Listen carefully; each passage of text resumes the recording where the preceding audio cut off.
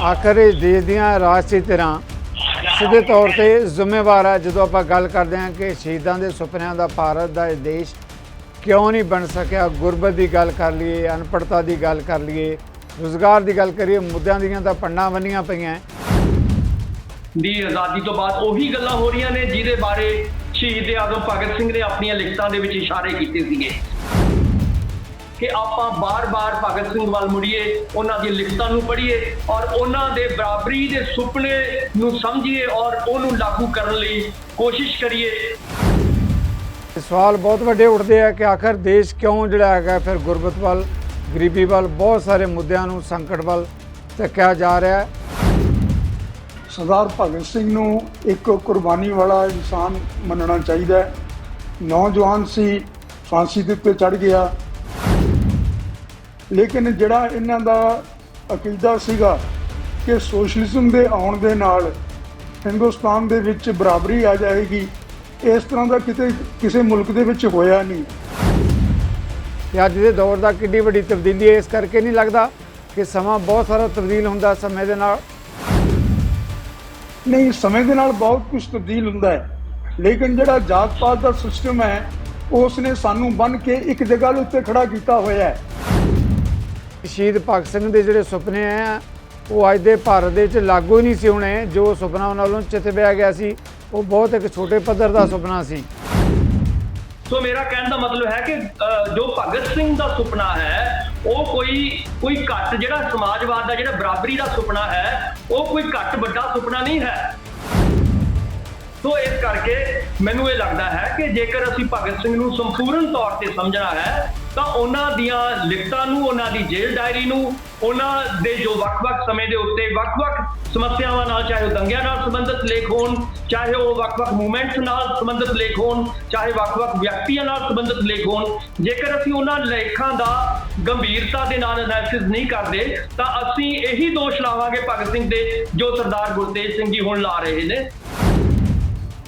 ਇਸੇ ਤਰੀਕੇ ਦੇ ਨਾਲ ਚਾਹੇ ਸਿਹਤ ਸਹੂਲਤਾਂ ਦੀ ਗੱਲ ਹੈ, ਦੂਜੇ ਬੁਨਿਆਦੀ ਸਹੂਲਤਾਂ ਦੀ ਗੱਲ ਹੈ, ਤੇ ਨਫ਼ਰਤ ਜਿਹੜੀ ਹੈਗੀ ਹੈ, ਕਿਉਂ ਇਹਨਾਂ ਸਾਰੇ ਮਾਮਲਿਆਂ ਦੇ ਵਿੱਚ ਗਲਤਾਨ ਹੈ ਬੁਰੀ ਤਰ੍ਹਾਂ 75 ਸਾਲ ਬਾਅਦ ਵੀ। ਰਾਹ ਤੇ ਲੈ ਕੇ ਜਾਣਾ, ਆਜ਼ਾਦ ਭਾਰਤ ਅਸੀਂ ਅਖਵਾਉਣਾ ਹੈਗਾ, ਉਸ ਦੇ ਵਸਿੰਦੇ ਅਖਵਾਉਣਾ ਹੈਗਾ।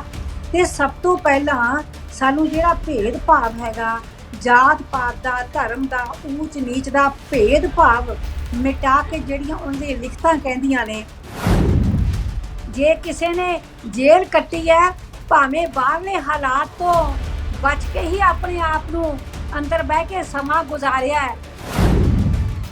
ਜਿੱਦਾਂ ਡਾਕਟਰ ਭੀਮਿੰਦਰ ਨੇ ਕਿਹਾ ਵੀ ਜੋ ਸ਼ਹੀਦ ਭਗਤ ਸਿੰਘ ਨੇ ਦੇਸ਼ ਦੇ ਲਈ ਕੀਤਾ ਉਹਦੇ ਲਈ ਅਧਿਐਨ ਕਰਨ ਦੀ ਜ਼ਰੂਰਤ ਹੈਗੀ ਹੈ। ਤੇ ਫਿਰ ਸ਼ਾਇਦ ਹੋ ਸਕਦਾ ਕਿ ਇਸ ਤਰ੍ਹਾਂ ਦੇ ਸ਼ੰਕੇ ਜਿਹੜੇ ਨਾ ਪੈਦਾ ਹੋਣ। ਜਿਨ੍ਹਾਂ ਸ਼ੰਕਿਆਂ ਦੀ ਗੱਲ ਉਹ ਕਹਿੰਦੇ ਆਪਣੇ ਵੱਲੋਂ ਉਠਾਈ ਜਾ ਰਹੀ ਹੈ।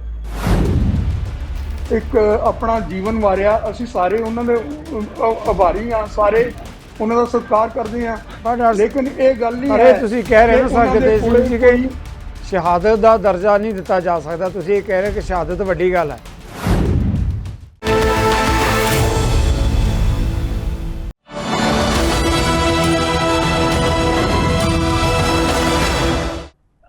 ਨਜ਼ਰੀਆ ਦੀ ਡਿਬੇਟ ਜਗਤਾਰ ਸਿੰਘ ਸਿੱਧੂ ਦੇ ਦਰਸ਼ਕਾਂ ਨੂੰ ਸਤਿ ਸ਼੍ਰੀ ਅਕਾਲ। ਸ਼ਹੀਦ ਭਗਤ ਸਿੰਘ ਦਾ ਜਨਮ ਦਿਹਾੜਾ ਕੌਮੀ ਪੱਧਰ ਤੇ ਸਾਡੇ ਲਈ ਇਸ ਤੋਂ ਵੱਡਾ ਦਿਨ ਕੀ ਹੋ ਸਕਦਾ ਹੈ। ਦੇਸ਼ ਦੀ ਆਜ਼ਾਦੀ ਦੀ ਗੱਲ ਕਰਦੇ ਹਾਂ, ਬੀਇੰਗ ਏ ਜਰਨਲਿਸਟ ਜੇ ਮੈਂ ਅੱਜ ਗੱਲ ਕਰ ਰਿਹਾ ਤਾਂ ਇਹ ਅਧਿਕਾਰ ਵੀ ਪਤਾ ਨਹੀਂ ਕਿੰਨੀਆਂ ਕੁਰਬਾਨੀਆਂ ਤੋਂ ਬਾਅਦ ਮਿਲਿਆ ਹੋਏਗਾ। ਇਸ ਦੇ ਬਾਵਜੂਦ ਕਿ ਸ਼ਹੀਦਾਂ ਨੇ ਇਹੋ ਭਾਰਤ ਦਾ ਸੁਪਨਾ ਚਿਤਵਿਆ ਸੀ, 75 ਸਾਲ ਬੀਤ ਜਾਣ ਦੇ ਬਾਅਦ ਦੇਸ਼ ਦਾ ਕਿਸਾਨ, ਦੇਸ਼ ਦਾ ਕਾਸ਼ਤਕਾਰ, ਮਜ਼ਦੂਰ ਕਿਉਂ ਕਰ ਰਿਹਾ ਖੁਦਕਸ਼ੀਆਂ? ਕਿਉਂ ਅਸੀਂ ਆਪਣੇ ਸੰਵਿਧਾਨ ਦੀ ਰਾਖੀ ਨਹੀਂ ਕਰ ਸਕਦੇ? ਕਿਉਂ ਫਿਰਕਾ ਪ੍ਰਸਤੀ? ਕਿਉਂ ਨਫ਼ਰਤ ਦੇ ਬੀਜ? ਬਹੁਤ ਕੁਝ ਹੈ ਕਿ ਇੱਦਾਂ ਦਾ ਭਾਰਤ ਚਿਤਵਿਆ ਗਿਆ ਸੀ। ਅੱਜ ਵੀ ਜਿਹੜੇ ਸ਼ਹੀਦਾਂ ਦੇ ਸੁਪਨੇ ਆ ਜਾਂ ਉਹਨਾਂ ਦੇ ਸੁਨੇਹੇ ਆ ਭਾਰਤ ਦੇ ਲਈ ਰਾਹ ਦਸੇਰਾ ਨੇ। ਇਹਨਾਂ ਮੁੱਦਿਆਂ ਤੇ ਮੇਰੇ ਨਾਲ ਜਿਹੜੀ ਬੇਨਤੀ ਪ੍ਰਵਾਨ ਕਰਕੇ ਪੈਨਲ ਤੇ ਸਾਡੇ ਮਹਿਮਾਨ ਜੁੜ ਚੁੱਕੇ ਹੈ। ਡਾਕਟਰ ਭੀਮਿੰਦਰ ਨੇ, ਪੰਜਾਬੀ ਯੂਨੀਵਰਸਿਟੀ ਪਟਿਆਲਾ ਦੇ ਪ੍ਰੋਫੈਸਰ ਦਾ ਹਾਲ ਨਹੀਂ, ਆਮ ਆਦਮੀ ਪਾਰਟੀ ਦੇ ਬੁਲਾਰੇ ਵੀ ਨੇ। ਇੱਦਾਂ ਹੀ ਗੁਰਤੇਜ ਸਿੰਘ ਸਾਬਕਾ IAS ਸਿੱਖ ਵਿਦਵਾਨ, ਡਾਕਟਰ ਮਦਨੀ ਸੋਹਤਾ ਸਾਬਕਾ ਪ੍ਰਿੰਸੀਪਲ ਸਿੱਖ ਵਿਦਵਾਨ। ਖਾਸ ਤੌਰ ਤੇ ਜਿਹੜੀ ਮੇਰੀ ਬੇਨਤੀ ਪ੍ਰਵਾਨ ਕਰਕੇ ਸਾਡੇ ਨਾਲ ਸ਼ਹੀਦ ਭਗਤ ਸਿੰਘ ਦੇ ਭਾਂਜੇ ਪ੍ਰੋਫੈਸਰ ਜਗਮੋਹਨ ਸਿੰਘ ਪਟਨਾ ਤੋਂ ਸਾਡੇ ਨਾਲ ਸੰਪਰਕ 'ਚ ਨੇ, ਉਹਨਾਂ ਦਾ ਵੀ ਮੈਂ ਧੰਨਵਾਦੀ ਹਾਂ। ਸਾਰੇ ਮਹਿਮਾਨਾਂ ਦਾ ਬਹੁਤ ਬਹੁਤ ਧੰਨਵਾਦ ਜਿਹੜੀ ਬੇਨਤੀ ਪ੍ਰਵਾਨ ਕਰਕੇ ਇੱਦਾਂ ਦੇ ਕੌਮੀ ਮਾਮਲੇ ਦੇ ਵਿੱਚ ਤੁਸੀਂ ਮੇਰੇ ਨਾਲ ਬਹਿਸ 'ਚ ਸ਼ਾਮਲ ਹੋ ਰਹੇ ਹੋ, ਜੁੜ ਰਹੇ ਹੋ। ਪ੍ਰੋਫੈਸਰ ਜਗਮੋਹਨ ਸਿੰਘ ਜੀ, ਪਹਿਲਾ ਸਵਾਲ ਮੈਂ ਤੁਹਾਡੇ ਤੋਂ ਲੈਣ ਲੱਗਿਆ, ਬੰਦਾ ਵੀ ਤੁਹਾਡੇ ਤੋਂ ਹੈ ਜੀ। ਜਿਸ ਭਾਰਤ ਦੀ ਆਪਾਂ ਗੱਲ ਕਰਦੇ ਹਾਂ ਕਿ ਇਸ ਤਰ੍ਹਾਂ ਦਾ ਭਾਰਤ ਚਿਤਵਿਆ ਸੀ ਸ਼ਹੀਦਾਂ ਨੇ ਜਿਨ੍ਹਾਂ ਨੇ ਸ਼ਹਾਦਤਾਂ ਦਿੱਤੀਆਂ, ਕੁਰਬਾਨੀਆਂ ਦਿੱਤੀਆਂ, ਫਾਂਸੀਆਂ ਦੇ ਰੱਸੇ ਚੁੰਮੇ।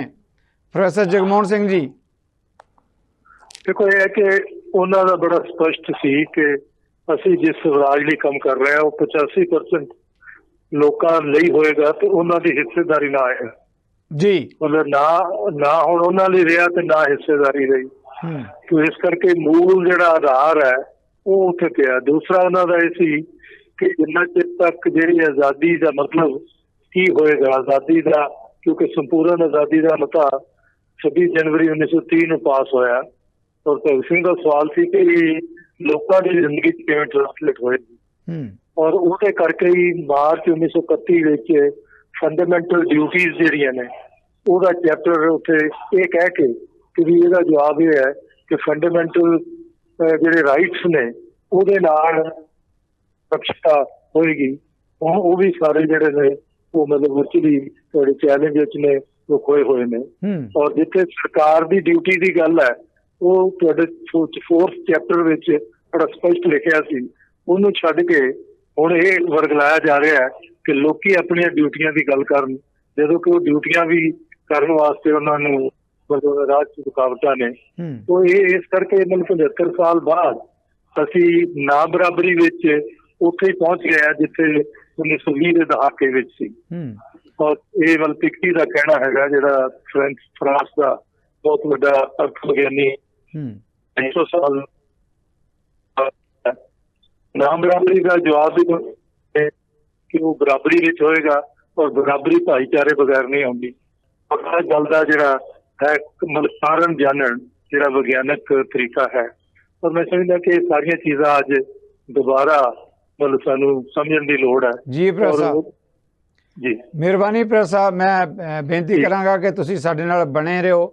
ਪਟਨਾ ਤੋਂ ਮੇਰੀ ਮੁਸ਼ਕਿਲ ਹੈ ਥੋੜੀ ਜਿਹੀ ਤੇ ਮੈਂ ਜਿੰਨਾ ਸਮਾਂ ਦੇ ਸਕਦੇ ਹੋਏ, ਕੁਝ ਮਿੰਟ ਵੀ ਦੇ ਸਕਦੇ ਹੋਏ ਤਾਂ ਮੈਂ ਤਵੱਕੋਂ ਕਰਾਂਗਾ ਕਿ ਮਿਹਰਬਾਨੀ ਜਿੰਨਾ ਸਮਾਂ ਤੁਸੀਂ ਦੇ ਸਕੋਗੇ। ਬਹੁਤ ਧੰਨਵਾਦ ਤੁਹਾਡਾ। ਡਾਕਟਰ ਭੀਮਿੰਦਰ, ਇਸੇ ਮੁੱਦੇ ਤੇ ਮੈਂ ਸਵਾਲ ਤੁਹਾਡੇ ਤੋਂ ਲੈਣਾ ਚਾਹੁੰਦਾ। ਆਖਰ ਇਸ ਦੇਸ਼ ਦੀਆਂ ਰਾਜਸੀ ਧਿਰਾਂ ਸਿੱਧੇ ਤੌਰ ਤੇ ਜ਼ਿੰਮੇਵਾਰ ਹੈ ਜਦੋਂ ਆਪਾਂ ਗੱਲ ਕਰਦੇ ਹਾਂ ਕਿ ਸ਼ਹੀਦਾਂ ਦੇ ਸੁਪਨਿਆਂ ਦਾ ਭਾਰਤ ਦਾ ਇਹ ਦੇਸ਼ ਕਿਉਂ ਨਹੀਂ ਬਣ ਸਕਿਆ। ਗੁਰਬਤ ਦੀ ਗੱਲ ਕਰ ਲਈਏ, ਅਨਪੜ੍ਹਤਾ ਦੀ ਗੱਲ ਕਰ ਲਈਏ, ਰੁਜ਼ਗਾਰ ਦੀ ਗੱਲ ਕਰੀਏ, ਮੁੱਦਿਆਂ ਦੀਆਂ ਤਾਂ ਪੰਡਾਂ ਬੰਨੀਆਂ ਪਈਆਂ। ਆਖਰ ਸਵਾਲ ਤਾਂ ਫਿਰ ਵੀ ਇੱਕੋ ਹੀ ਸਾਹਮਣੇ ਆਉਂਦਾ ਹੈ।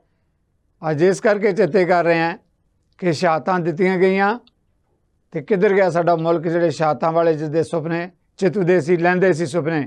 ਜੀ ਡਾਕਟਰ ਸਾਹਿਬ। ਸਿੱਧੂ ਸਾਹਿਬ, ਸਭ ਤੋਂ ਪਹਿਲਾਂ ਤਾਂ ਸਾਰੇ ਦਰਸ਼ਕਾਂ ਨੂੰ ਸ਼ਹੀਦ ਆਜ਼ਮ ਭਗਤ ਸਿੰਘ ਹੋਰਾਂ ਦੇ 115ਵੇਂ ਜਨਮ ਦਿਵਸ ਦੀਆਂ ਬਹੁਤ-ਬਹੁਤ ਮੁਬਾਰਕਾਂ।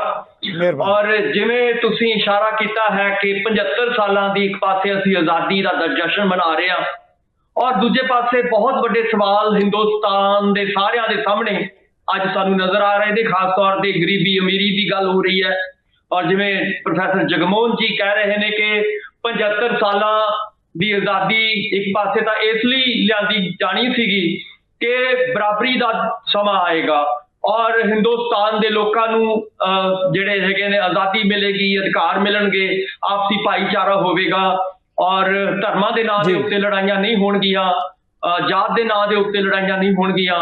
ਪਰ ਅਨਫੋਰਚੂਨੇਟਲੀ ਆਪਾਂ ਸਾਰੇ ਦੇਖ ਰਹੇ ਹਾਂ ਕਿ 75 ਸਾਲ ਦੀ ਆਜ਼ਾਦੀ ਤੋਂ ਬਾਅਦ ਉਹੀ ਗੱਲਾਂ ਹੋ ਰਹੀਆਂ ਨੇ ਜਿਹਦੇ ਬਾਰੇ ਸ਼ਹੀਦ ਆਜ਼ਮ ਭਗਤ ਸਿੰਘ ਨੇ ਆਪਣੀਆਂ ਲਿਖਤਾਂ ਦੇ ਵਿੱਚ ਇਸ਼ਾਰੇ ਕੀਤੇ ਸੀਗੇ। ਉਹ ਇਸ਼ਾਰੇ ਇਹ ਸੀਗੇ ਕਿ ਜੇਕਰ ਇਦਾਂ ਹੀ ਚੱਲਦਾ ਰਿਹਾ। ਯਾਨੀ ਕਿ ਉਹਨਾਂ ਦਾ ਮਤਲਬ ਸੀਗਾ ਕਿ ਜੇਕਰ ਗੋਰੇ ਅੰਗਰੇਜ਼ਾਂ ਦੀ ਥਾਂ ਦੇ ਉੱਤੇ ਕਾਲੇ ਅੰਗਰੇਜ਼ ਆ ਗਏ, ਅਸੀਂ ਸਿਸਟਮ ਨੂੰ ਨਾ ਬਦਲਿਆ, ਅਸੀਂ ਸਮਾਜਵਾਦੀ ਜਿਹੜਾ ਸਿਸਟਮ ਇੱਕ ਉਹਨਾਂ ਦਾ ਸੁਪਨਾ ਸੀਗਾ ਬਰਾਬਰੀ ਦਾ ਸਮਾਜ ਲਿਆਉਣ ਦਾ, ਜੇਕਰ ਉਸ ਨੂੰ ਅਸੀਂ ਨਹੀਂ ਅਪਣਾਇਆ ਤਾਂ ਲਾਜ਼ਮੀ ਤੌਰ ਤੇ ਉਹੀ ਲੋਕ ਉੱਤੇ ਆਉਣਗੇ, ਉਹੀ ਜਿਹੜੇ ਪਹਿਲਾਂ ਆ ਰਹੇ ਨੇ। ਯਾਨੀ ਕਿ ਪਹਿਲਾਂ ਟਾਟਾ ਬਿਰਲਾ ਸੀਗੇ, ਹੁਣ ਅਡਾਨੀ ਅੰਬਾਨੀ ਨਾਲ ਜਿਹੜੇ ਨੇ ਉਹ ਹੋਰ ਵੀ ਰਲ ਗਏ ਆ। ਸੋ ਅਡਾਨੀ ਅੰਬਾਨੀ ਹੀ ਅੱਗੇ ਆਏ ਨੇ। ਭਗਤ ਸਿੰਘ ਦੇ ਸੁਪਨਿਆਂ ਦਾ ਭਾਰਤ ਹਜੇ ਨਹੀਂ ਬਣਿਆ। ਸੋ ਇਸ ਕਰਕੇ ਮੈਨੂੰ ਲੱਗਦਾ ਹੈ ਕਿ ਅੱਜ ਲੋੜ ਹੈ ਕਿ ਆਪਾਂ ਬਾਰ-ਬਾਰ ਭਗਤ ਸਿੰਘ ਵੱਲ ਮੁੜੀਏ, ਉਹਨਾਂ ਦੀਆਂ ਲਿਖਤਾਂ ਨੂੰ ਪੜ੍ਹੀਏ ਔਰ ਉਹਨਾਂ ਦੇ ਬਰਾਬਰੀ ਦੇ ਸੁਪਨੇ ਨੂੰ ਸਮਝੀਏ ਔਰ ਉਹਨੂੰ ਲਾਗੂ ਕਰਨ ਲਈ ਕੋਸ਼ਿਸ਼ ਕਰੀਏ। ਔਰ ਇਹੀ ਮੈਨੂੰ ਲੱਗਦਾ ਕੋਸ਼ਿਸ਼ ਅੱਜ ਦੇ ਸਮੇਂ ਦੀ ਮੰਗ ਹੈ। ਸੋ ਉਮੀਦ ਕਰਦੇ ਹਾਂ ਕਿ ਸਾਡੇ ਦਰਸ਼ਕਾਂ ਨੂੰ ਅੱਜ ਜਿਹੜਾ ਹੈਗਾ ਭਗਤ ਸਿੰਘ ਨੂੰ ਦੁਬਾਰਾ ਖੰਗਾਲਣ ਦਾ ਜਿਹੜਾ ਹੈਗਾ ਉਹ ਮੌਕਾ ਜ਼ਰੂਰ ਮਿਲਣਾ ਚਾਹੀਦਾ। ਜੀ ਡਾਕਟਰ ਸਾਹਿਬ, ਫਿਰ ਮੈਂ ਸਵਾਲ ਕਰਾਂਗਾ ਤੁਹਾਡੇ ਵੱਲ। ਸਾਹ ਗੁਰਤੇਜ ਸਿੰਘ ਜੀ ਸਾਡੇ ਨਾਲ ਜੁੜੇ ਹੋਏ ਆ। ਸਾਹ ਗੁਰਤੇਜ ਸਿੰਘ, ਜਦੋਂ ਆਪਾਂ ਸ਼ਹਾਦਤਾਂ ਦੀ ਗੱਲ ਕਰਦੇ ਹਾਂ, ਸ਼ਹੀਦ ਭਗਤ ਸਿੰਘ ਜਾਂ ਦੂਜੇ ਸ਼ਹੀਦਾਂ ਦੀ, ਤੇ ਸਵਾਲ ਬਹੁਤ ਵੱਡੇ ਉੱਠਦੇ ਆ ਕਿ ਆਖਰ ਦੇਸ਼ ਕਿਉਂ ਜਿਹੜਾ ਹੈਗਾ ਫਿਰ ਗੁਰਬਤ ਵੱਲ, ਗਰੀਬੀ ਵੱਲ, ਬਹੁਤ ਸਾਰੇ ਮੁੱਦਿਆਂ ਨੂੰ ਸੰਕਟ ਵੱਲ ਧੱਕਿਆ ਜਾ ਰਿਹਾ। ਇਸ ਦੇ ਬਾਵਜੂਦ ਕਿ ਬੜੇ ਇੱਦਾਂ ਦੇ ਸ਼ਹੀਦ ਜਿਨ੍ਹਾਂ ਨੇ ਸ਼ਹਾਦਤਾਂ ਦਿੱਤੀਆਂ, ਤੇ ਦੇਸ਼ ਕਿੱਥੇ ਖੜਾ ਇਹਦੇ ਬਾਵਜੂਦ? ਜਗਤਾਰ ਜੀ, ਸਰਦਾਰ ਭਗਤ ਸਿੰਘ ਨੂੰ ਇੱਕ ਕੁਰਬਾਨੀ ਵਾਲਾ ਇਨਸਾਨ ਮੰਨਣਾ ਚਾਹੀਦਾ ਹੈ। ਨੌਜਵਾਨ ਸੀ, ਫਾਂਸੀ ਦੇ ਉੱਤੇ ਚੜ੍ਹ ਗਿਆ ਕਿਸੇ ਕਾਰਨ ਵਾਸਤੇ ਜਿਸ ਨੂੰ ਉਹ ਕੌਮੀ ਕਾਰਜ ਸਮਝਦਾ ਸੀ, ਉਸ ਵਾਸਤੇ ਫਾਂਸੀ ਚੜ੍ਹ ਗਿਆ ਜੀ। ਅਸੀਂ ਉਸ ਦੀ ਰਿਸਪੈਕਟ ਕਰਦੇ ਹਾਂ, ਸਾਰੇ ਸਤਿਕਾਰ ਕਰਦੇ ਹਾਂ, ਹਰ ਇੱਕ ਆਦਮੀ ਨੂੰ ਕਰਨੀ ਚਾਹੀਦੀ ਹੈ। ਲੇਕਿਨ ਜਿੱਥੋਂ ਤੱਕ ਸ਼ਹੀਦ ਦਾ ਦਰਜਾ ਹੈ, ਸ਼ਹੀਦ ਆਜ਼ਮ ਜਿਸ ਤਰ੍ਹਾਂ ਭੀਮ ਜੀ ਨੇ ਕਿਹਾ, ਇਹ ਤਾਂ ਗੱਲਾਂ ਬਹੁਤ ਦੂਰ ਦੀਆਂ ਹਨ। ਇਹ ਚੀਜ਼ਾਂ ਹੋਰ ਹਨਗੀਆਂ, ਜਿਸ ਤਰ੍ਹਾਂ ਕਿ ਕੋਈ ਜੇ ਇਸ ਦੇ ਬਾਰੇ ਜੇ ਡਿਸਕਸ਼ਨ ਕਰਨਾ ਹੋਵੇ ਤਾਂ ਉਹ ਵੀ ਕਰਾਂਗੇ। ਲੇਕਿਨ ਜਿਹੜਾ ਇਹਨਾਂ ਦਾ ਅਕੀਦਾ ਸੀਗਾ ਕਿ ਸੋਸ਼ਲਿਜ਼ਮ ਦੇ ਆਉਣ ਦੇ ਨਾਲ ਹਿੰਦੁਸਤਾਨ ਦੇ ਵਿੱਚ ਬਰਾਬਰੀ ਆ ਜਾਏਗੀ, ਇਸ ਤਰ੍ਹਾਂ ਦਾ ਕਿਤੇ ਕਿਸੇ ਮੁਲਕ ਦੇ ਵਿੱਚ ਹੋਇਆ ਨਹੀਂ। ਆ ਸਾਰਿਆਂ ਤੋਂ ਵੱਡਾ ਸੋਸ਼ਲਿਸਟ ਮੁਲਕ ਅੱਜ ਰੂਸ ਤੁਹਾਡੇ ਸਾਹਮਣੇ ਹੈ, ਚੀਨ ਤੁਹਾਡੇ ਸਾਹਮਣੇ ਹੈ, ਔਰ ਉੱਥੇ ਜਿਹੜੀ ਨਾ ਬਰਾਬਰੀ ਆ ਉਹ ਤੁਸੀਂ ਦੇਖ ਚੁੱਕੇ ਹੋ। ਜਿਹੜੀ ਲੋਕਾਂ ਦੀ ਭਲਾਈ ਦੀ ਗੱਲ ਹੈ, ਇਹਦੇ ਬਾਰੇ ਇਹ ਹੈਗਾ ਕਿ ਮਾਓ ਨੇ ਚੀਨ ਦੇ ਵਿੱਚ ਔਰ ਸਟੈਲਿਨ ਨੇ ਰੂਸ ਦੇ ਵਿੱਚ ਕਿੰਨੇ ਲੱਖ ਕਰੋੜ ਆਦਮੀਆਂ ਦਾ ਕਤਲ ਕੀਤਾ ਹੈ, ਇਹ ਆਪਾਂ ਸਾਰੇ ਜਾਣਦੇ ਹਾਂ। ਜਿਹੜੀਆਂ ਉੱਥੇ ਔਰ ਜਿੰਨੀ ਕੁ ਬਰਾਬਰੀ ਉਹਨਾਂ ਸਮਾਜ ਦੇ ਵਿੱਚ ਆਈ ਹੈ, ਉਹ ਆਪਾਂ ਸਾਰੇ ਜਾਣਦੇ ਹਾਂ ਜੀ। ਸੋ ਇਹ ਜਿਹੜਾ ਭਗਤ ਸਿੰਘ ਦਾ ਰਾਹ ਸੀਗਾ ਕਿ ਜੀ ਸੋਸ਼ਲਿਜ਼ਮ ਦੇ ਆਉਣ ਦੇ ਨਾਲ ਬਰਾਬਰੀ ਆ ਜਾਏਗੀ, ਇਸ ਨੂੰ ਇਹ ਇੱਕ ਛੋਟੀ ਜਿਹੀ ਪਗਡੰਡੀ ਸੀ। ਜਿਹੜਾ ਅਸਲ ਗਾਡੀ ਰਾਹ ਹੈ ਉਹ ਗੁਰੂ ਨਾਨਕ ਨੇ ਇਸ ਤੋਂ 500 ਸਾਲ 550 ਸਾਲ ਪਹਿਲਾਂ ਉਹ ਲਿਖਿਆ ਸੀ। ਉਹ ਇਹ ਸੀ ਕਿ ਇਹ ਜਿਹੜੇ ਜਾਤ ਪਾਤ ਦੇ ਵਹਿਮ ਭਰਮ ਹਨ, ਜਿਹੜੇ ਲੋਕਾਂ ਨੂੰ ਊਚ ਨੀਚ ਦੇ ਵਿੱਚ ਵੰਡਦੇ ਨੇ, ਜਿਹੜੇ 600-700 ਜਾਤਾਂ ਦੇ ਵਿੱਚ ਵੰਡਦੇ ਨੇ, ਜਿਹੜੇ ਊਚ ਨੀਚ ਦੀਆਂ ਗੱਲਾਂ ਕਰਦੇ ਨੇ, ਜਿਹੜੇ ਦਰਜਾ ਬਦਰਜਾ ਇੱਕ ਦੂਸਰੇ ਦੇ ਉੱਤੇ ਰੋਹ ਪਾਉਣ ਦੀਆਂ ਗੱਲਾਂ ਕਰਦੇ ਨੇ, ਇਹਨਾਂ ਨੂੰ ਛੱਡਣਾ ਪਏਗਾ। ਡਾਕਟਰ ਭੀਮ ਰਾਓ ਅੰਬੇਡਕਰ ਕਹਿੰਦੇ ਸੀ ਕਿ ਜਿੰਨੀ ਦੇਰ ਤੱਕ ਇਹ ਸ਼ਾਸਤਰ ਸਮ੍ਰਿਤੀਆਂ ਇਤਿਹਾਸ ਨੂੰ ਤੁਸੀਂ ਸਾੜੋ ਨਾ, ਉਨੀ ਦੇਰ ਤੱਕ ਬਰਾਬਰੀ ਨਹੀਂ ਆ ਸਕਦੀ ਇਸ ਸਮਾਜ ਦੇ ਵਿੱਚ। ਇਸ ਸਮਾਜ ਦਾ ਜਿਹੜੀ ਬਿਮਾਰੀ ਹੈ ਉਹ ਜ਼ਿਆਦਾ ਡੂੰਘੀ ਸੀ। ਜਿਹੜੀ ਭਗਤ ਸਿੰਘ ਨੇ ਸਮਝੀ ਉਹ ਉੱਥੋਂ ਤੱਕ ਨਹੀਂ ਸੀ, ਉਸ ਤੋਂ ਵੀ ਜ਼ਿਆਦਾ ਡੂੰਘੀ ਸੀ। ਤੇ ਉਸ ਦੇ ਇੱਕ ਸਵਾਲ ਮੈਂ ਲੈਣਾ ਚਾਹਾਂਗਾ। ਸ਼ਹੀਦ ਭਗਤ ਸਿੰਘ ਦੀ ਜਦੋਂ ਆਪਾਂ ਬਰਾਬਰੀ ਦੀ ਗੱਲ ਕਰਦੇ ਹਾਂ, ਸਿਧਾਂਤ ਦੀ ਗੱਲ ਕਰਦੇ ਹਾਂ, ਉਸ ਦੌਰ ਦੀ ਗੱਲ ਕੀਤੀ ਜਾ ਰਹੀ ਹੈ ਜਿਸ ਦੌਰ ਵਿੱਚ ਆਜ਼ਾਦੀ ਦਾ, ਗੁਰਬਤ ਦਾ ਜਿਹੜਾ ਬਹੁਤ ਵੱਡਾ ਏਜੰਡਾ ਸੀ, ਉਸ ਏਜੰਡੇ ਨੂੰ ਲੈ ਕੇ ਸ਼ਹੀਦ ਭਗਤ ਸਿੰਘ ਨੇ ਗੱਲ ਕੀਤੀ ਹੈ। ਅੱਜ ਹੁਣ ਆਪਾਂ ਜਦੋਂ ਗੱਲ ਕਰ ਰਹੇ ਹਾਂ ਤਾਂ 22 ਦੇ ਵਿੱਚ ਬੈਠੇ ਗੱਲ ਕਰ ਰਹੇ ਹਾਂ, ਤੇ ਕਿੰਨੇ ਦਹਾਕੇ ਪਿੱਛੇ ਜਾ ਕੇ ਉਸ ਸੁਪਨੇ ਨੂੰ ਜਿਸ ਨੂੰ ਚਿਤਵਿਆ ਗਿਆ ਸੀ ਤੇ ਅੱਜ ਦੇ ਦੌਰ ਦਾ ਕਿੰਨੀ ਵੱਡੀ ਤਬਦੀਲੀ ਹੈ। ਇਸ ਕਰਕੇ ਨਹੀਂ ਲੱਗਦਾ ਕਿ ਸਮਾਂ ਬਹੁਤ ਸਾਰਾ ਤਬਦੀਲ ਹੁੰਦਾ ਸਮੇਂ ਦੇ ਨਾਲ? ਨਹੀਂ, ਸਮੇਂ ਦੇ ਨਾਲ ਬਹੁਤ ਕੁਝ ਤਬਦੀਲ ਹੁੰਦਾ ਹੈ, ਲੇਕਿਨ ਜਿਹੜਾ ਜਾਤ ਪਾਤ ਦਾ ਸਿਸਟਮ ਹੈ ਉਸ ਨੇ ਸਾਨੂੰ ਬੰਨ੍ਹ ਕੇ ਇੱਕ ਜਗ੍ਹਾ ਦੇ ਉੱਤੇ ਖੜਾ ਕੀਤਾ ਹੋਇਆ ਹੈ।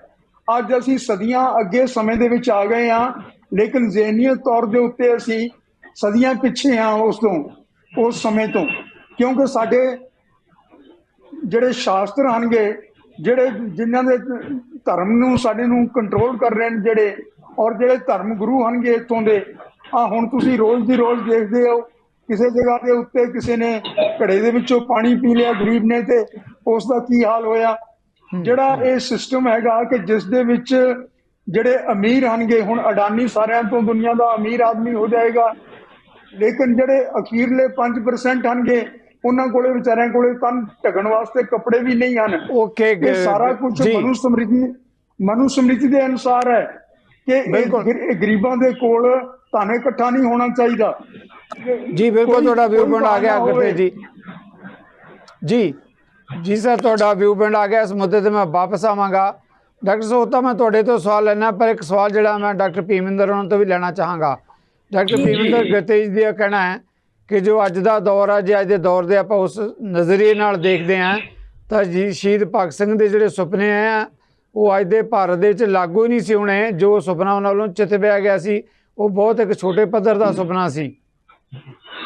ਜੀ ਦੇਖੋ, ਜਿਹੜੀ ਗੱਲ ਸਰਦਾਰ ਗੁਰਤੇਜ ਸਿੰਘ ਜੀ ਨੇ ਗੁਰੂ ਨਾਨਕ ਸਾਹਿਬ ਦੀ ਕੀਤੀ ਹੈ, ਮੈਂ ਮੰਨਦਾ ਕਿ ਗੁਰੂ ਨਾਨਕ ਸਾਹਿਬ ਨੇ ਜੋ ਕਿਹਾ ਕਿ ਨੀਚਾ ਅੰਦਰ ਨੀਚ ਜ਼ਾਤ, ਨੀਚੀ ਹੁਅਤ ਨੀਚ, ਨਾਨਕ ਤਿਨ ਕੈ ਸੰਗ ਸਾਥ ਵੱਡਿਆ ਸਿਓ ਕਿਆ ਰੀਸ।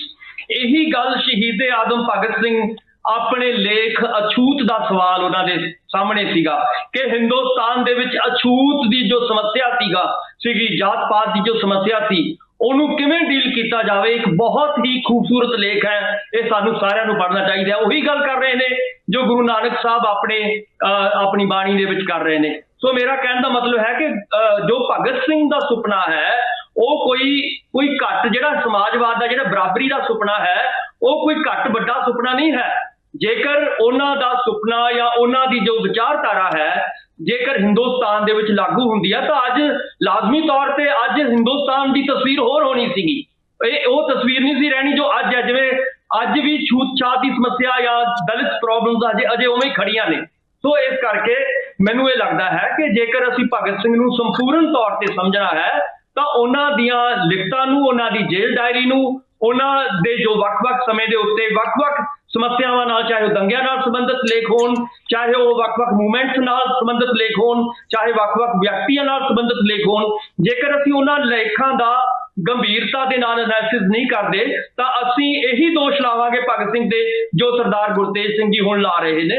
ਸੋ ਮੈਨੂੰ ਲੱਗਦਾ ਹੈ ਕਿ ਕਿਤੇ ਨਾ ਕਿਤੇ ਅਧਿਐਨ ਦੀ ਸਮੱਸਿਆ ਜ਼ਰੂਰ ਨਜ਼ਰ ਆ ਰਹੀ ਹੈ। ਆਪਾਂ ਵਾਪਸ ਆਉਂਦੇ ਹਾਂ ਸਰ। ਗੁਰਤੇਜ ਸਿੰਘ ਜੀ, ਤੁਹਾਡੇ ਵੱਲੋਂ ਵਾਪਸ ਆਉਣਾ। ਡਾਕਟਰ ਸੋਤਾ ਕਾਫੀ ਦੇਰ ਦੇ ਇੰਤਜ਼ਾਰ ਕਰ ਰਹੇ, ਆਪਾਂ ਉਹਨਾਂ ਤੋਂ ਵੀ ਸਵਾਲ ਲਈਏ। ਡਾਕਟਰ ਸੋਤਾ, ਜਿਸ ਮਾਮਲੇ ਤੇ ਆਪਾਂ ਗੱਲ ਕਰਦੇ ਹਾਂ ਸ਼ਹੀਦ ਭਗਤ ਸਿੰਘ, ਉਹਨਾਂ ਦੇ ਜਨਮ ਦਿਹਾੜੇ ਦੇ ਉੱਤੇ ਜਿਹੜੇ ਸਵਾਲ ਉੱਠ ਰਹੇ ਆ ਕਿ 75 ਸਾਲ ਬਾਅਦ ਵੀ, ਸ਼ਹਾਦਤਾਂ ਦੇ ਬਾਅਦ, ਸਾਡਾ ਦੇਸ਼ ਕਿਉਂ ਗੁਰਬਤ ਤੇ ਅਨਪੜ੍ਹਤਾ ਤੇ ਇਸੇ ਤਰੀਕੇ ਦੇ ਨਾਲ ਚਾਹੇ ਸਿਹਤ ਸਹੂਲਤਾਂ ਦੀ ਗੱਲ ਹੈ, ਦੂਜੇ ਬੁਨਿਆਦੀ ਸਹੂਲਤਾਂ ਦੀ ਗੱਲ ਹੈ, ਤੇ ਨਫ਼ਰਤ ਜਿਹੜੀ ਹੈਗੀ ਹੈ, ਕਿਉਂ ਇਹਨਾਂ ਸਾਰੇ ਮਾਮਲਿਆਂ ਦੇ ਵਿੱਚ ਗਲਤਾਨ ਹੈ ਬੁਰੀ ਤਰ੍ਹਾਂ 75 ਸਾਲ ਬਾਅਦ ਵੀ। ਅੱਜ ਅਸੀਂ ਸਾਰੇ ਹੀ ਇਸ ਵਿਸ਼ੇ ਤੇ ਬੜੀ ਗੰਭੀਰਤਾ ਨਾਲ ਚਰਚਾ ਕਰ ਰਹੇ ਹਾਂ, ਉਸ ਲਈ ਮੈਂ ਤੁਹਾਡਾ ਧੰਨਵਾਦ ਵੀ ਕਰਦੀ ਹਾਂ। ਅੱਜ ਅਸੀਂ ਸ਼ਹੀਦ ਭਗਤ ਸਿੰਘ ਜੀ ਦਾ 115ਵਾਂ ਜਨਮ ਦਿਹਾੜੇ ਤੇ ਇਸ ਤੇ ਵਿਚਾਰ ਵਟਾਂਦਰਾ ਕਰਨ ਵਾਸਤੇ ਇਕੱਠੇ ਹੋਏ ਹਾਂ। ਸੋ ਮੇਰਾ ਇਹ ਕਹਿਣਾ ਹੈ ਕਿ ਜਿਸ ਸ਼ਹੀਦ ਨੇ ਜਵਾਨੀ ਬਾਰੇ ਕਹਿ ਲਓ ਟੀਨ ਏਜ ਵਿੱਚ ਹੀ ਇਹ ਪਛਾਣ ਲਿਆ ਸੀਗਾ ਕਿ ਅਗਰ ਭਾਰਤ ਨੂੰ ਆਜ਼ਾਦੀ ਦਾ ਰਾਹ ਤੇ ਲੈ ਕੇ ਜਾਣਾ, ਆਜ਼ਾਦ ਭਾਰਤ ਅਸੀਂ ਅਖਵਾਉਣਾ ਹੈਗਾ, ਉਸ ਦੇ ਵਸਿੰਦੇ ਅਖਵਾਉਣਾ ਹੈਗਾ, ਤੇ ਸਭ ਤੋਂ ਪਹਿਲਾਂ ਸਾਨੂੰ ਜਿਹੜਾ ਭੇਦ ਭਾਵ ਹੈਗਾ, ਜਾਤ ਪਾਤ ਦਾ, ਧਰਮ ਦਾ, ਊਚ ਨੀਚ ਦਾ ਭੇਦ ਭਾਵ ਮਿਟਾ ਕੇ ਜਿਹੜੀਆਂ ਉਹਨਾਂ ਦੀਆਂ ਲਿਖਤਾਂ ਕਹਿੰਦੀਆਂ ਨੇ, ਉਹਨਾਂ ਦੇ ਸਾਥੀਆਂ ਰਾਜਗੁਰੂ ਸੁਖਦੇਵ ਨੇ ਜਦੋਂ ਜਲਿਆਂ ਵਾਲੇ ਬਾਗ ਦੀ ਉਸ ਮਿੱਟੀ ਨੂੰ ਨਤਮਸਤਕ ਹੋ ਕੇ ਇਹ ਕਸਮ ਲਈ ਸੀਗੀ ਕਿ ਅਸੀਂ ਇਸ ਦਾ ਜਿੱਥੇ ਸਬਕ ਸਿਖਾਉਣਾ ਹੈ, ਬਦਲਾ ਲੈਣਾ ਹੈ, ਉੱਥੇ ਅਸੀਂ ਪੂਰਨ ਆਜ਼ਾਦੀ, ਉਹਨਾਂ ਨੇ ਜੋ ਕਿ ਬਾਕੀ ਕਾਂਗਰਸ ਨੇ ਜਾਂ ਆਜ਼ਾਦੀ ਘੁਲਾਟੀਆਂ ਨੇ ਤਾਂ ਪ੍ਰਬੰਧ ਵਿੱਚ ਹੀ ਸੀਗਾ ਕਿ ਉਹਨਾਂ ਦੇ ਅਧੀਨ ਚੱਲ ਜਾਏ, ਲੇਕਿਨ ਭਗਤ ਸਿੰਘ ਉਹਨਾਂ ਨੇ ਪੂਰਨ ਆਜ਼ਾਦੀ ਦਾ ਸੰਕਲਪ ਲਿਆ। ਜਿਹੜਾ ਉਹਨਾਂ ਦਾ ਜਿਹੜਾ ਯੁਵਾ ਦਾ ਸੀਗਾ ਮੈਨੀਫੈਸਟੋ ਸੀਗਾ ਆਪਣਾ ਯੁਵਕਾਂ ਦਾ, ਉਹੀ ਲੇਟਰ ਔਨ ਜਾ ਕੇ ਸਾਡਾ ਜਿਹੜਾ ਉਹ ਸੰਵਿਧਾਨ ਦੇ ਖਰੜੇ ਦਾ ਮੂਲ ਆਧਾਰ ਬਣਿਆ। ਅੱਜ ਤੁਹਾਡਾ ਸਾਡਾ ਸਭ ਦਾ ਸਵਾਲ ਹੈ ਕਿ 75 ਸਾਲ ਬੀਤ ਜਾਣ ਤੇ ਵੀ ਉਹਨਾਂ ਸ਼ਹੀਦਾਂ ਦੀਆਂ ਆਸਾਂ ਨੂੰ ਬੂਰ ਨਹੀਂ ਪਿਆ, ਜਿਨ੍ਹਾਂ ਨੇ ਕਿਹਾ ਸੀਗਾ ਕਿ ਇਹ ਉਹ ਦੇਸ਼ ਹੋਵੇ ਜਿੱਥੇ ਬੇਘਰਿਆਂ ਨੂੰ ਘਰ ਹੋਵੇ, ਗੁਲਾਮਾਂ ਨੂੰ ਆਜ਼ਾਦੀ ਹੋਵੇ, ਜਿਹੜੇ ਆਪਣੇ ਵਿਚਾਰ ਪੇਸ਼ ਨਹੀਂ ਕਰ ਸਕਦੇ ਉਹ ਖੁੱਲ੍ਹ ਕੇ ਆਪਣਾ ਵਿਚਾਰ ਪੇਸ਼ ਕਰ ਸਕਣ। ਇੱਥੋਂ ਤੱਕ ਸਿੱਧੂ ਸਾਹਿਬ ਭਗਤ ਸਿੰਘ ਜਿਹੜੇ ਨੇ, ਉਹਨਾਂ ਦੀਆਂ ਲਿਖਤਾਂ ਕਹਿੰਦੀਆਂ ਨੇ ਕਿ ਉਹਨਾਂ ਨੇ ਕਿਹਾ ਸੀ ਵਿਸ਼ਵ ਸ਼ਾਂਤੀ। ਉਹਨਾਂ ਨੇ ਕੇਵਲ ਇੱਕ ਭਾਰਤ ਦਾ ਹੀ ਨਹੀਂ ਸੰਕਲਪ ਲਿਆ ਸੀ।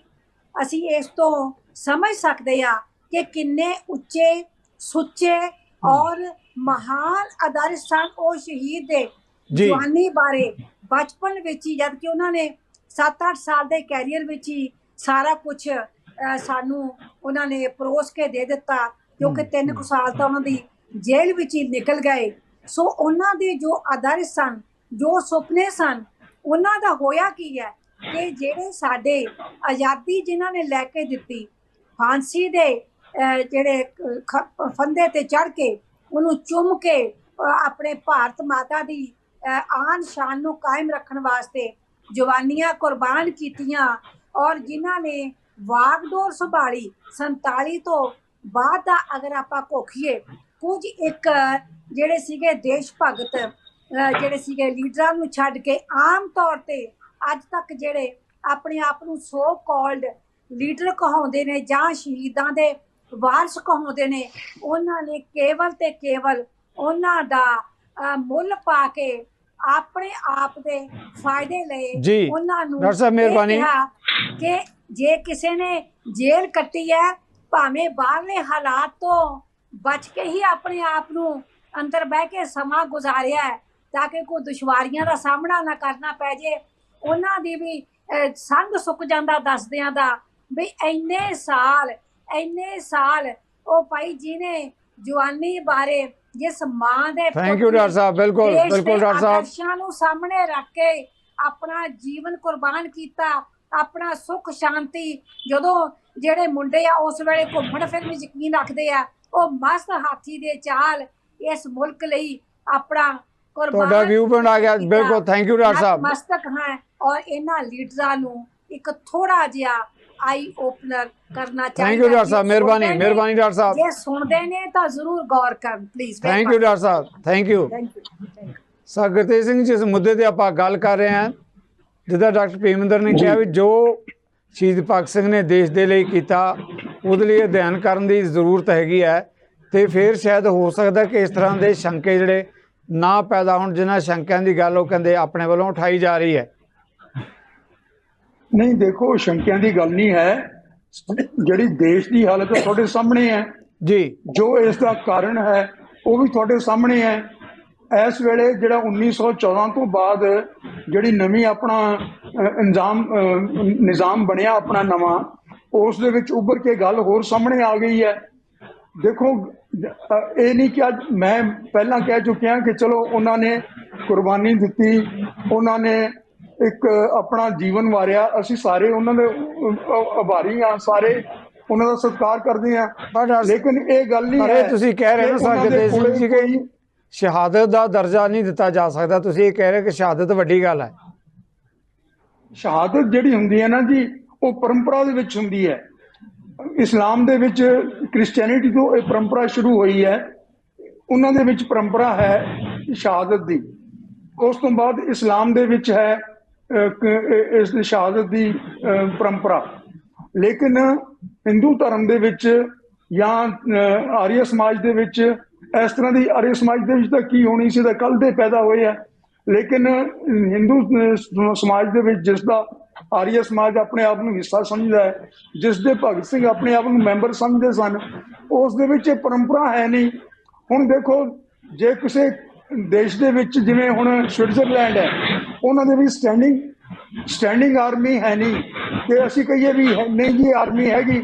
ਜਾਂ ਜਿਹੜਾ ਆਰਮੀ ਵਾਲਾ ਆਦਮੀ ਹੈ, ਜੇ ਉਹ ਕੱਪੜੇ ਪਾ ਕੇ, ਫੌਜੀ ਵਰਦੀ ਪਾ ਕੇ ਕੋਈ ਬੰਦਾ ਮੇਰੇ ਵਰਗਾ ਬੰਦੂਕ ਚੁੱਕ ਲਵੇ ਆਰਮੀ ਦੀ, ਤਾਂ ਉਹ ਆਰਮੀ ਮੈਨ ਤਾਂ ਨਹੀਂ ਹੋ ਜਾਏਗਾ ਨਾ। ਗੁਰਤੇਜ ਜੀ, ਬਿਲਕੁਲ ਗੁਰਤੇਜ ਜੀ, ਇੱਕ ਵੱਡਾ ਸਵਾਲ ਹੈ। ਆਰਮੀ ਮੈਨ ਨਹੀਂ ਕਹੇਗਾ।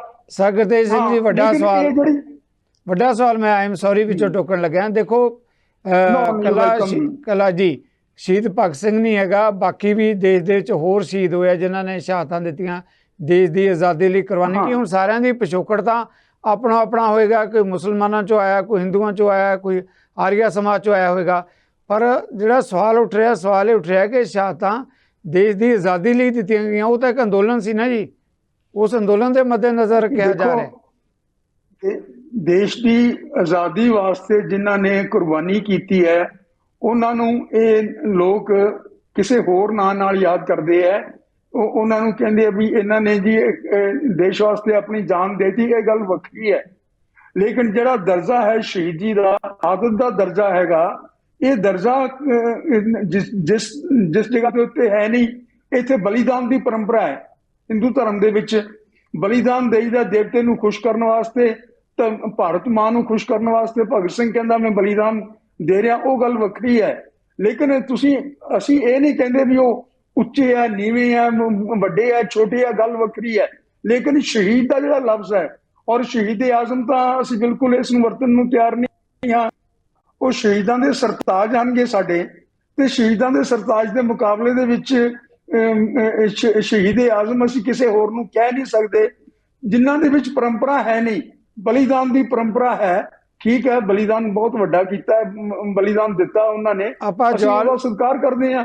ਬਿਲਕੁਲ ਤੁਹਾਡਾ ਵਿਊ ਪੁਆਇੰਟ ਆ ਗਿਆ। ਅਸੀਂ ਇਹ ਬਿਲਕੁਲ ਮੈਂ ਵਾਪਸ ਆਵਾਂਗਾ ਤੁਹਾਡੇ ਵੱਲ। ਡਾਕਟਰ ਭੀਮਿੰਦਰ, ਸਵਾਲ ਵੱਡਾ ਹੈ। ਗੁਰਤੇਜ ਜੀ ਇਹ ਕਹਿ ਰਿਹਾ ਕਿ ਦੇਖੋ ਬਲੀਦਾਨ ਦਿੱਤਾ ਹੈ ਪਰ ਇਹਨੂੰ ਸ਼ਹਾਦਤ ਦਾ ਦਰਜਾ ਨਹੀਂ ਦਿੱਤਾ ਜਾ ਸਕਦਾ। ਉਹ ਆਰੀਆ ਸਮਾਜ ਦੀ ਗੱਲ ਕਰਦੇ ਹੈ, ਹਿੰਦੂ ਸਮਾਜ ਦੀ ਗੱਲ ਕਰਦੇ ਹੈ, ਮੁਸਲਿਮ ਸਮਾਜ ਦੀ ਗੱਲ ਕਰਦੇ ਹੈ। ਬਲੀਦਾਨ ਦੇਣਾ ਕਹਿੰਦੇ ਵੱਖਰੀ ਗੱਲ ਹੈ, ਪਰ ਸ਼ਹਾਦਤ ਦਾ ਦਰਜਾ ਨਹੀਂ ਦਿੱਤਾ ਜਾ ਸਕਦਾ। ਉਹਨਾਂ ਨੇ ਭਾਰਤ ਮਾਤਾ ਲਈ ਬਲੀਦਾਨ ਹੋ ਸਕਦਾ ਦਿੱਤਾ ਹੋਵੇ, ਪਰ ਸ਼ਹਾਦਤ ਨਾਲ ਸਹਿਮਤ ਨਹੀਂ ਹੈ। ਗੁਰਤੇਜ ਜੀ, ਅੱਛਾ ਸਵਾਲ ਹੈ ਸਿੱਧੂ ਸਾਹਿਬ। ਮੈਂ ਇਹ ਕਹਿਣਾ ਚਾਹਣਾ ਕਿ ਦੇਖੋ ਵੱਖਰੇ ਸਮੇਂ ਦੇ ਵਿੱਚ ਇਤਿਹਾਸ ਜਿਹੜਾ ਹੈਗਾ ਆਪਣੀ ਆਪਣੀ ਕਰਵਟ ਲੈਂਦਾ ਹੈ।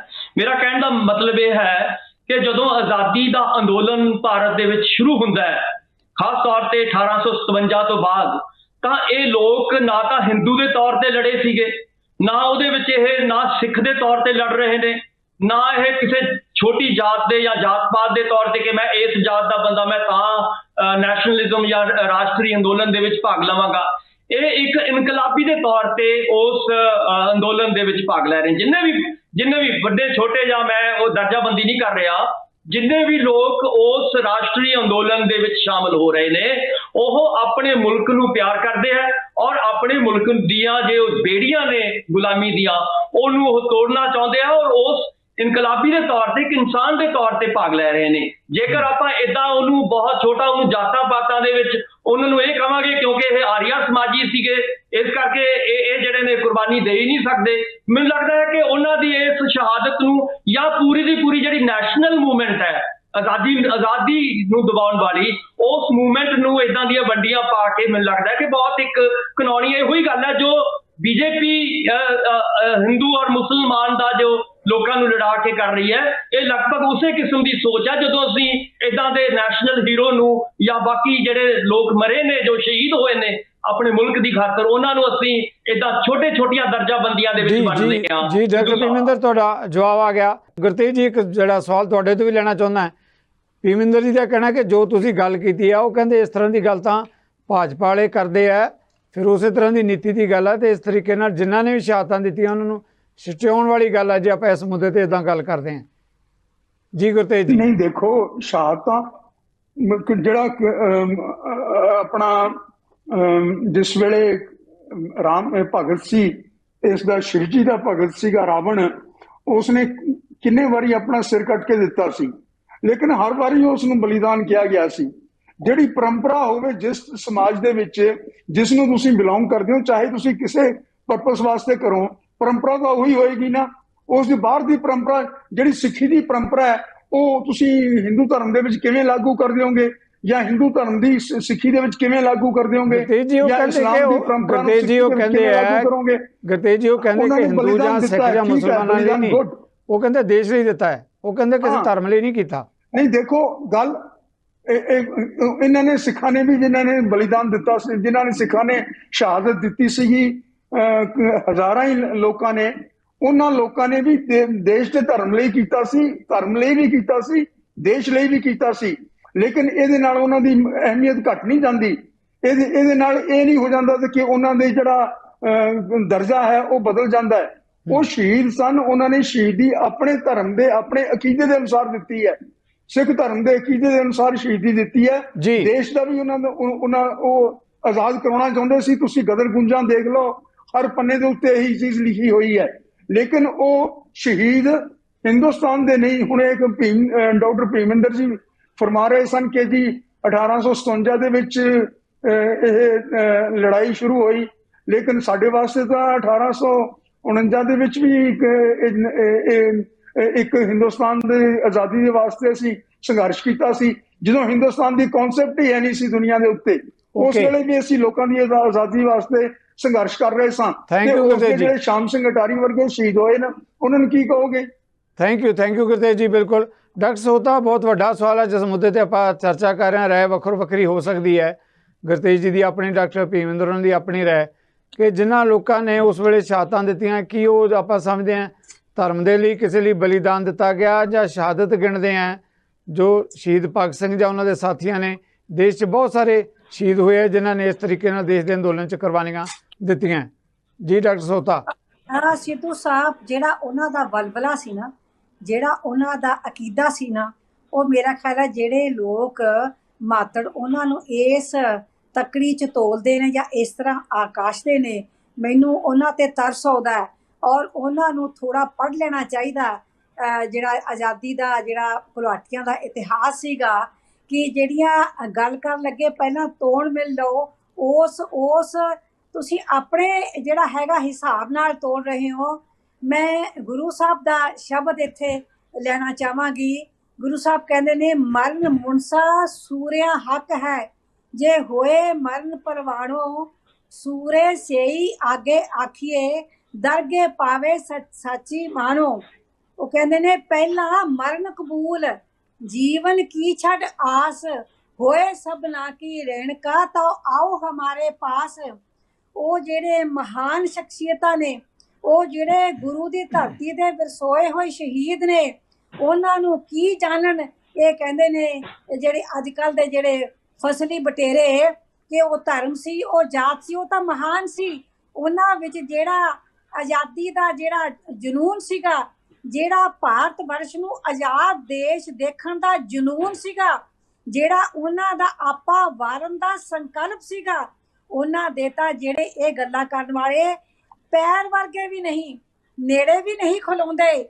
ਉਹਨਾਂ ਕਰਕੇ ਅੱਜ ਅਸੀਂ ਆਜ਼ਾਦੀ ਦਾ ਸਾਹ ਲੈ ਰਹੇ ਹਾਂ, ਮਟਕ ਕੇ ਗੱਲਾਂ ਕਰ ਰਹੇ ਹਾਂ, ਝੂਠੀਆਂ ਸੱਚੀਆਂ ਗੱਲਾਂ ਸਟੇਜਾਂ ਤੋਂ ਬੋਲ ਕੇ, ਉਹਨਾਂ ਦਾ ਵਾਸਤਾ ਦੇ ਕੇ, ਤਾਕਤਾਂ ਲੈ ਕੇ ਅਸੀਂ ਅੱਜ ਆਪਣੇ ਆਪ ਨੂੰ ਤਾਕਤਵਰ ਕਰਨਾ ਚਾਹੁੰਦਿਆਂ ਝੂਠ ਬੋਲ ਕੇ, ਬਿਲਕੁਲ ਨਕਾਬਪੋਸ਼ ਬਣ ਕੇ। ਸੋ ਮਿਹਰਬਾਨੀ ਕਰਕੇ ਜਿਹੜੇ ਵੀ ਅੱਜ ਦੇਸ਼ ਵਾਸੀ, ਜਿਨ੍ਹਾਂ ਦੇ ਹਿਰਦੇ ਵਿੱਚ ਦੇਸ਼ ਦਾ ਪਿਆਰ ਹੈ, ਜਿਹੜੇ ਇਹ ਭਾਵਨਾ ਨੂੰ ਜਿਉਂਦਾ ਰੱਖਣਾ ਚਾਹੁੰਦੇ ਨੇ, ਉਹਨਾਂ ਆਜ਼ਾਦੀ ਘੁਲਾਟੀਆਂ ਦੀ, ਉਹਨਾਂ ਨੂੰ ਸੱਚਮੁੱਚ ਨਤਮਸਤਕ ਹੁੰਦੇ ਨੇ, ਕੇਵਲ ਰੋਟੀਆਂ ਸੇਕਣ ਵਾਸਤੇ ਨਹੀਂ। ਉਹਨਾਂ ਨੂੰ ਜ਼ਰੂਰ ਇਹਨਾਂ ਨੂੰ ਸ਼ੀਸ਼ਾ ਦਿਖਾਉਣਾ ਚਾਹੀਦਾ ਹੈ ਕਿ ਮਤ ਆਪਣੇ ਵਿਚਾਰਾਂ ਦੇ ਘੇਰੇ 'ਚ ਲਿਆ ਕੇ ਉਹਨਾਂ ਨੂੰ ਛੋਟਾ ਕਰਨ ਦੀ ਕੋਸ਼ਿਸ਼ ਕਰੋਗੇ, ਛੋਟੇ ਤੁਸੀਂ ਖੁਦ ਹੋਵੋਗੇ।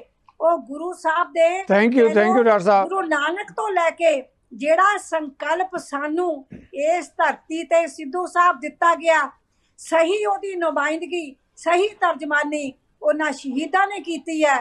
ਥੈਂਕ ਯੂ ਡਾਕਟਰ ਸਾਹਿਬ। ਤੁਸੀਂ ਮੈਨੂੰ ਦੱਸੋ, ਤੁਸੀਂ ਇੱਕ ਫਾਂਸੀ ਦਾ ਫੰਦਾ ਸੋਚ ਕੇ ਦੇਖੋ। ਉਹ ਕਹਿੰਦੇ ਉਹਨਾਂ ਦਾ ਭਾਰ ਹੀ ਵੱਧ ਗਿਆ ਸੀ ਜਿਸ ਟਾਈਮ ਉਹਨਾਂ ਨੂੰ ਲੈ ਕੇ ਗਏ। ਉਹਨਾਂ ਨੇ ਇਨਕਲਾਬ ਜਿੰਦਾਬਾਦ ਦੇ ਨਾਰੇ ਲਾ ਕੇ ਰਸਤੇ, ਤੁਹਾਡਾ ਵਿਊ ਪੁਆਇੰਟ ਆ ਗਿਆ, ਤੁਹਾਡਾ ਵਿਊ ਪੁਆਇੰਟ ਆ ਗਿਆ, ਮਿਹਰਬਾਨੀ। ਸੋ ਇਸ ਕਰਕੇ ਇਹਨਾਂ ਨੂੰ ਕਹੋ, ਛੋਟੀ ਸੋਚ ਵਾਲਿਆਂ ਨੂੰ, ਕਿ ਮਿਹਰਬਾਨੀ ਕਰੋ, ਅੰਦਰੇ ਰੱਖ ਲਓ ਆਪਣੇ ਇਹੋ ਜਿਹੇ ਵਿਚਾਰ। ਜੀ ਗੁਰਤੇਜ ਜੀ ਡਾਕਟਰ ਸੋਤਾ ਦੇ ਕਮੈਂਟਸ ਜਿਹੜਾ ਜ਼ਰੂਰ, ਉਹ ਕਹਿੰਦੇ ਕਿ ਬਹੁਤ ਆਪਣੇ ਆਪ ਨੂੰ ਛਟਾਉਣ ਵਾਲੀ ਗੱਲ ਹੈ ਜਿਸ ਤਰੀਕੇ ਨਾਲ ਜਿਹੜੀ ਹੈ ਦੇਸ਼ ਦੇ ਸ਼ਹੀਦਾਂ ਬਾਰੇ ਗੱਲ ਕੀਤੀ ਜਾ ਰਹੀ ਹੈ। ਉਹਨਾਂ ਨੇ ਕਿਹਾ ਕਿ ਤੋੜ ਮਰੋੜ ਕੇ ਸਾਰਾ ਫੈਕਟਸ ਤਾਂ ਤੁਹਾਨੂੰ ਪੇਸ਼ ਕਰਨ ਦੀ ਗੱਲ ਹੈ। ਡਾਕਟਰ ਸੋਤਾ ਦਾ ਕਹਿਣਾ ਹੈ ਨਹੀਂ ਦੇਖੋ ਡਾਕਟਰ ਸਾਹਿਬ ਦਾ ਕਹਿਣਾ ਮੁਬਾਰਕ ਹੈ, ਬਾਣੀ ਕੋਟ ਕੀਤੀ ਹੈ, ਠੀਕ ਕੀਤੀ ਹੈ। ਲੇਕਿਨ ਜਿਹੜੇ ਇਹ ਇਲਜ਼ਾਮ ਲਾ ਰਹੇ ਆ ਨਾ ਕਿ ਜੀ ਜਿਨ੍ਹਾਂ ਨੇ ਪੜ੍ਹਿਆ ਨਹੀਂ ਕੁਝ, ਜਿਨ੍ਹਾਂ ਨੇ ਵੇਖਿਆ ਨਹੀਂ ਕੁਝ, ਜਿੰਨਾ ਕੁ ਸਿੱਖੀ ਨੂੰ ਮੈਂ ਸਮਝਿਆ ਹੈ, ਮੇਰੇ ਖਿਆਲ 'ਚ 30-40 ਸਾਲ ਮੈਂ ਲਾਏ ਨੇ ਸਮਝਣ ਵਾਸਤੇ। ਜਿੱਥੋਂ ਤੱਕ ਭਗਤ ਸਿੰਘ ਦੀ ਗੱਲ ਹੈ, ਇਸ ਦੇ ਉੱਤੇ ਆਹ ਕਿਤਾਬ ਹੈ ਮੇਰੀ ਜਿਹੜੀ ਮੈਂ ਲਿਖ ਚੁੱਕਿਆ ਔਰ 2000 ਦੇ ਵਿੱਚ ਲਿਖੀ ਹੈ, 2021 ਦੇ ਵਿੱਚ ਦੂਸਰੀ ਐਡੀਸ਼ਨ ਇਸ ਦੀ ਆਈ ਹੈ।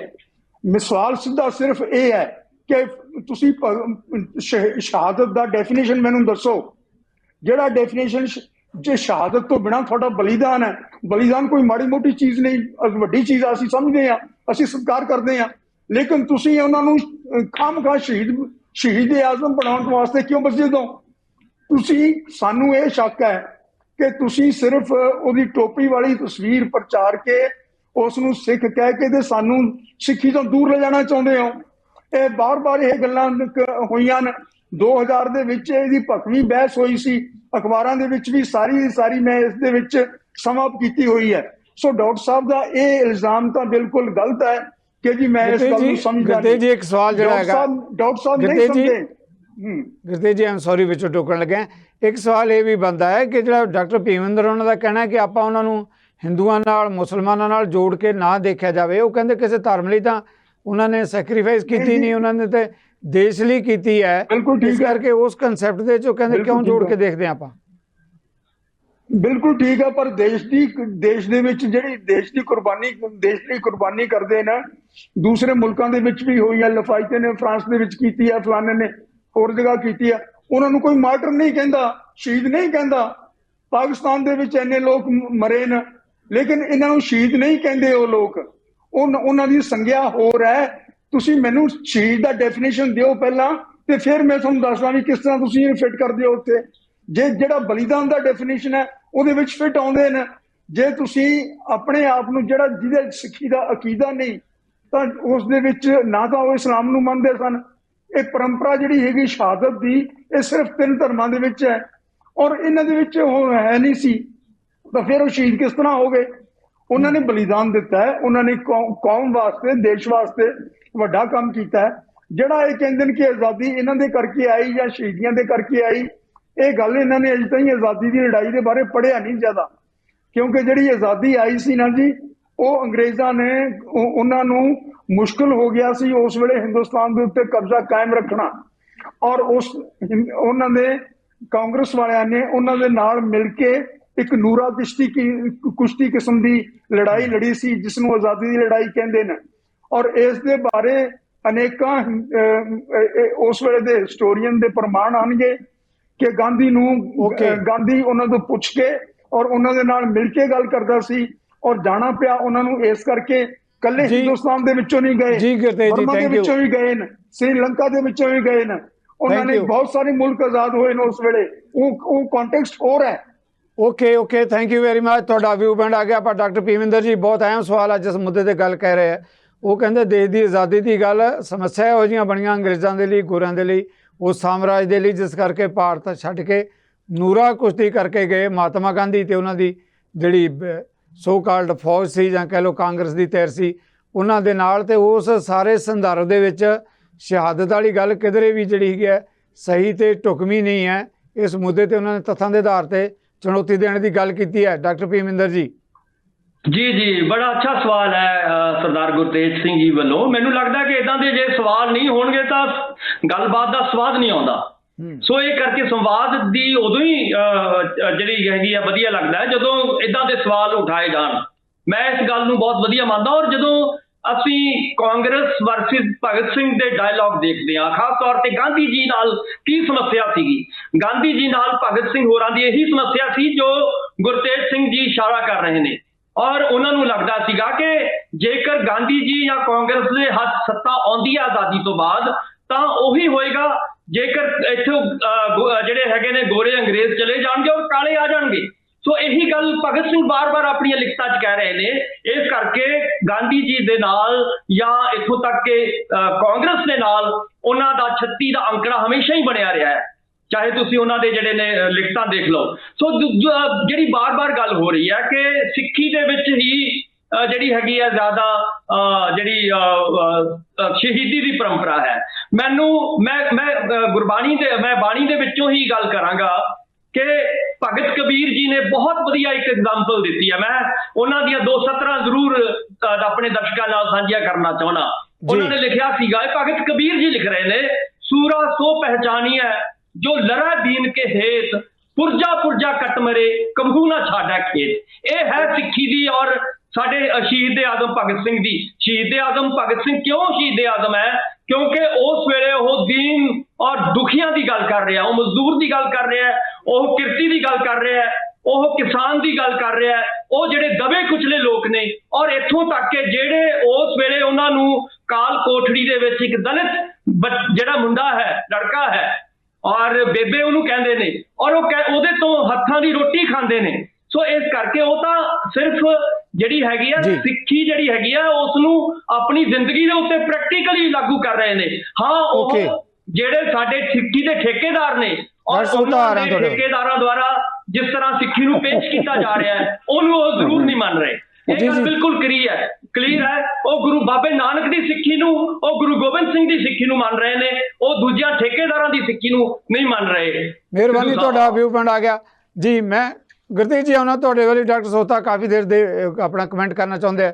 ਡਾਕਟਰ ਸੋਤਾ, ਸਮਾਂ ਵੀ ਨਹੀਂ ਹੈ, ਸੰਖੇਪ ਦੇ ਵਿੱਚ ਕਮੈਂਟ ਜ਼ਰੂਰ ਆਪਣਾ ਕਰਿਓ ਪਲੀਜ਼।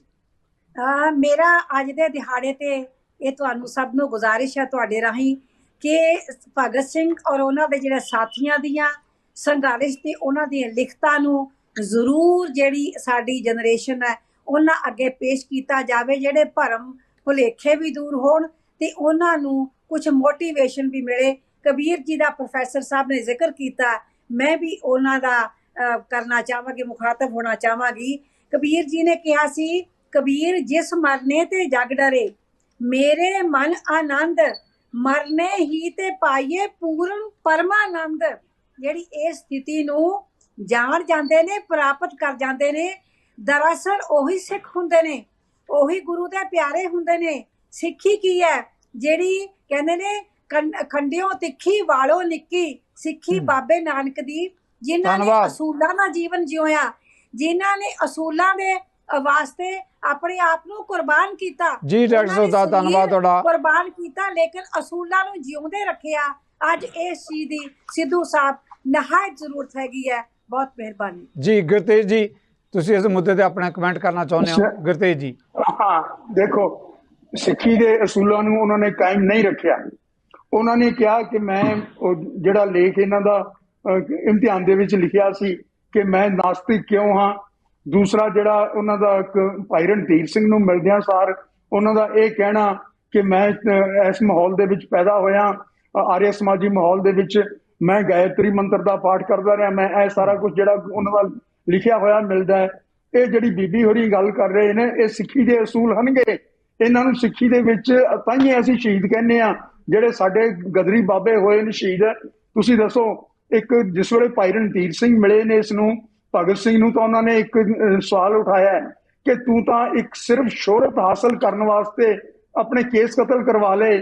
ਤੇ ਜਿਹੜਾ ਚੁੱਗੇ ਨਿਧਾਨ ਸਿੰਘ ਚੁੱਗੇ ਸੀਗਾ, ਚੁੱਗੇ ਪਿੰਡ ਦਾ ਨਿਧਾਨ ਸਿੰਘ, ਉਹ ਇੱਕ ਵੇਲੇ ਘੇਰੇ ਦੇ ਵਿੱਚ ਆ ਗਿਆ। ਕਿਸੇ ਨੇ ਕਿਹਾ ਕਿ ਕੇਸਾਂ ਦੇ ਉੱਤੇ, ਦਾੜੀ ਦੇ ਉੱਤੇ ਵਸਮਾ ਲਾ ਕੇ ਨਿਕਲ ਜਾਓ। ਉਹ ਕਹਿੰਦਾ ਹੈ ਕਿ ਵਸਮਾ ਲਾ ਕੇ ਨਹੀਂ ਨਿਕਲਣਾ, ਗੁਰੂ ਤੋਂ ਬੇਮੁਖ ਨਹੀਂ ਹੋਣਾ। ਉਹਨਾਂ ਦੀ ਤੇ ਇਹਨਾਂ ਦੀ ਜਿਹੜੀ ਬਲੀਦਾਨ ਹੈ, ਉਹਨਾਂ ਦੀ ਸ਼ਹੀਦੀ ਹੈ, ਉਸ ਦੇ ਵਿੱਚ ਬੜਾ ਫਰਕ ਹੈ। ਜੀ ਥੈਂਕ ਯੂ। ਸਮਝਣਾ ਪਏਗਾ। ਔਰ ਅਸੀਂ ਕਿਸੇ ਵੀ ਕਾਰਨ, ਕਿਸੇ ਵੀ ਹਾਲਤ ਦੇ ਵਿੱਚ ਗੁਰੂ ਅਰਜਨ ਸਾਹਿਬ ਦੇ ਮੁਕਾਬਲੇ ਦੇ ਵਿੱਚ ਜਿਹੜਾ ਸ਼ਹੀਦਾਂ ਦਾ ਸਰਤਾਜ ਹੈ, ਅਸੀਂ ਕਿਸੇ ਨੂੰ ਸ਼ਹੀਦ ਆਜ਼ਮ ਮੰਨ ਨਹੀਂ ਸਕਦੇ, ਨਾ ਕਹਿ ਸਕਦੇ। ਜੀ thank you very much, thank you very much. Doctor ਸੋਤਾ, 2 ਲਾਈਨਾਂ ਦਾ ਕਮੈਂਟ ਜੋ ਗੁਰਤੇਜ ਜੀ ਨੇ ਕਿਹਾ, ਡਾਕਟਰ ਭੀਮਿੰਦਰ ਤੁਹਾਡੇ ਵੇਲੇ ਵੀ 2 ਲਾਈਨਾਂ ਦਾ ਕਮੈਂਟ, ਸਮਾਂ ਨਹੀਂ ਹੈ।